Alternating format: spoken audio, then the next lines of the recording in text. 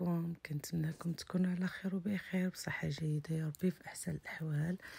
معكم فدوى في قناة فدوى بالله شانيل. كنتمنىكم يا ربي تكونوا في أحسن الأحوال، ولا كان عندكم صباح الخير، ولا كان عندكم العشية مساء الخير عليكم.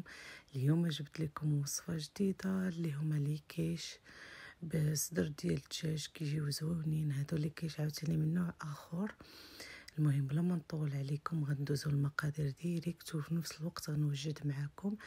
عندي هنا درت طرف ديال الزبده، درت البصله شلطتها مع الفلفله اي لون متوفر عندكم، ممكن حتى الفلفله خضراء حتى هي كتنفع.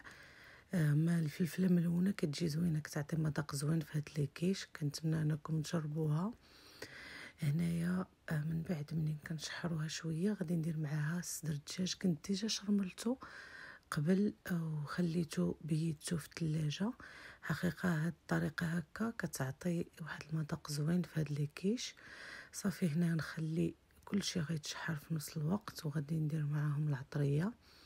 بالنسبه انا عندي هنا الملحه، عندي الثومه تقريبا واحد 3-4 الفصوص الثومه، عندي البصر ما تكتروش البصر بزاف، عندي شويه ديال السكينجبير، وعندي شويه ديال الخرقوم.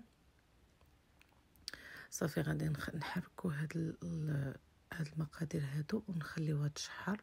ما تخليوهاش طيح بزاف، ضروري تخليو داك الفلفله والبصله تبقى باينه في الطياب. هنا كيف ما كتشوفوا انا سرحت الكاميرا، وفي نفس الوقت درت واحد المعلقه ديال الهريسه اختياريه، ولكن كتعطي واحد المذاق زوين فيها. هنا درت واحد القزبر ومعدنوس تقريبا واحد 2 معالق كبار. حاولوا تجهدوا على البوطه، لان باش ما تطلقش لكم داك البصله وداك الدجاج يطلق لكم الماء ويفزك لكم الحشوه اللي غادي ديروها في هاد ليكيش. بالنسبه لليكيش انا عندي هنايا واحد 300 غرام ديال الفورس ديجا غربلته، عندي واحد معلقه صغيره ديال الملحه، وعندي هنايا الزعتر تقريبا واحد معلقه صغيره ديجا كنت حكيتها قبل. وغادي ندير الزبده، عندي هنايا الزبده تقريبا 113 غرام في كل هذا غادي ندير غير 2.5، ما غنديرهمش ب3 على حسب القياس ديال شحال درتي وديال الفرص. انا هنا درت 300 غرام تقريبا، غادي ندير غير واحد 200 غرام ديال هاد الزبده. ما غندير تقريبا 2.4، ما نكترش بزاف. صافي نخلي داك الزبده تدخل مزيان في داك الفورس. انا درت الروينه. المهم انا عندي هاد العجينه راه تسطات شويه. من بعد غادي نضيف الماء كيف ما كتشوفوا، حتى خليت داك الزبده مزيان ترملات في داك الفورس. لاحظتوا انا ما درت هنايا لا خميره العجينه ولا خماره الحلوى. الزبده كافيه كتخلي ديك العجينه كتبقى رطبه وزوينه بزاف. هنا ما تخليوش العجينه تبقى رطبه، خاصها تكون شويه قاصحه. انا حقيقه في الاول جاتني رطبه، من بعد منين خليتها ارتاحيت وبديت نخدم بها ما ارتاحيتش ليها. ما نكذبش عليكم، انا زدت فيها تقريبا واحد 2 معالق ديال الزبده، عفوا 2 معالق ديال الفورس. خليت العجينه قصحت شويه، وهاد كملت العجين ديالي. صافي هنا منين شتوني طلقت العجينه فحال هكا تقريبا تكون السمك ديالها 3 حتى 4 سنتيم. ما ديروهاش رقيقه بزاف وما ديروهاش غليظه بزاف.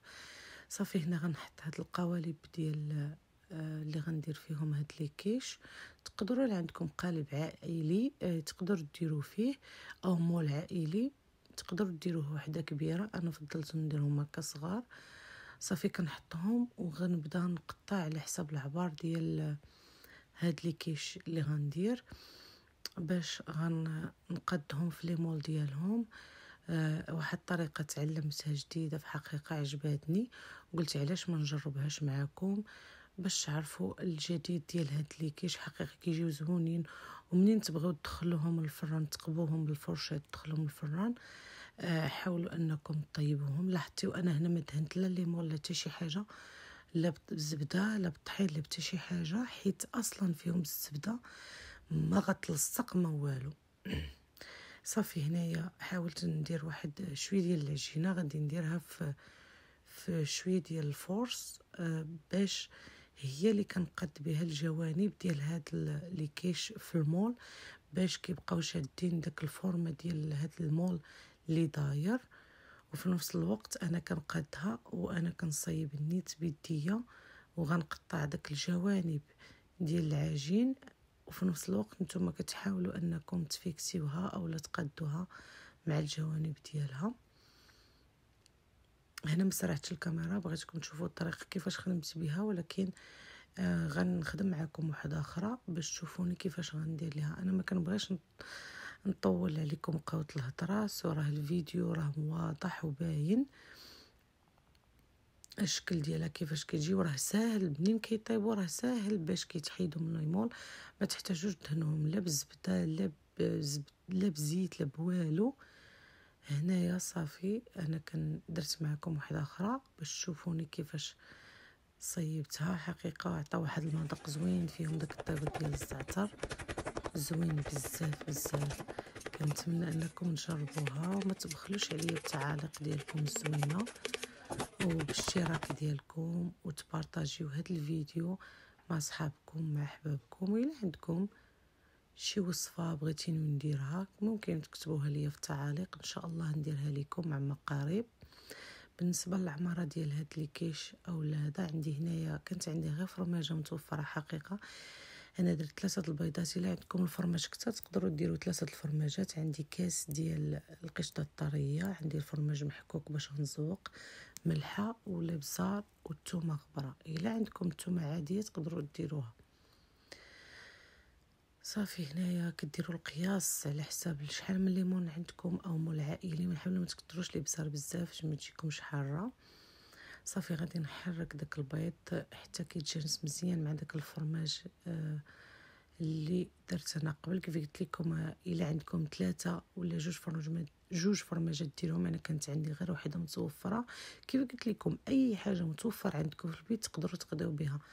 انا كانت عندي وحده صودرتها، ما كاينش مشكل. المهم هنا كيف ما كتشوفوا الكريمه ديالي بدات كتعقد. تقدروا الا ما عندكمش قشطه طريه ديروا غير كاس ديال الحليب حتى هو كافي، ولكن ديروا 3 الفرماجات باش كيعقد لكم هذاك الخليط. صافي هنا هي الحشوه ديالي درتها هنايا في هذا لاطه الزاج باش تبرد، وغادي نديرها معاكم من بعد منين طوبوا داك القوالب ديال اللي كيش نص طيبه تقريبا. كيف قلت لكم حاولوا تحمروهم شويه من التحت، لان حسيت بهم من بعد انا بقاو لي شويه معجنين، ولكن من بعد ملي كنبغي نسخن باش ناكل حقيقه كتجي هي هذيك. في الحقيقه كيزيدوا يتحمروا وكيبقاو شادين السخونيه كيف ما كتشوفوا معايا. صافي هنا انا عمرت القوالب كاملين. حاولوا ما تعمرهمش بزاف باش ما يفيضوش لكم من بعد ملي كديروا داك الحشوه السائله ديال الكريمه ولا القشطه الطريه. صافي هنا كيف ما كتشوفوا انا درت غير معلقه كبيره، هاد المعلقه ديال لي صالات حقيقه هي اللي نفعتني. درت كل وحده معلقه كبيره مع داك الفرماج، كيعطي فيها واحد المذاق زوين بزاف. صافي من بعد منين غادي نعمر القوالب ديالي كاملين غادي نزوقهم بالفرماج من الفوق. كاين اللي حتى كيطيبهم هاد كيدير الفرماج وعاوتاني يشعل من الوجه ديالهم الفران باش يتحمروا. انا نفضل نديرهم من الاول حتى كيعطيو حتى هو واحد المنظر زوين في هاد لي كيش. حاولوا تردوا لهم البال في الطياب، راهم دغيا كيطيبوا ما كياخذوش الوقت بزاف. ومنين تبغيو تحمروا لهم وجههم حتى هما حاولوا انكم ما تحمروهمش بزاف، حيت داك الفرماج دغيا كيشد العافيه باش ما يتحرقوش ليكم. المهم ها هما كيفاش جاو لي كيش حقيقه رائعين في المذاق بزاف. كنتمنى انكم تجربوهم وما تبخلوش عليا بالتعاليق ديالكم الزوينه، ونتلاقى ان شاء الله معكم في وصفه جديده، وبسلامه عليكم.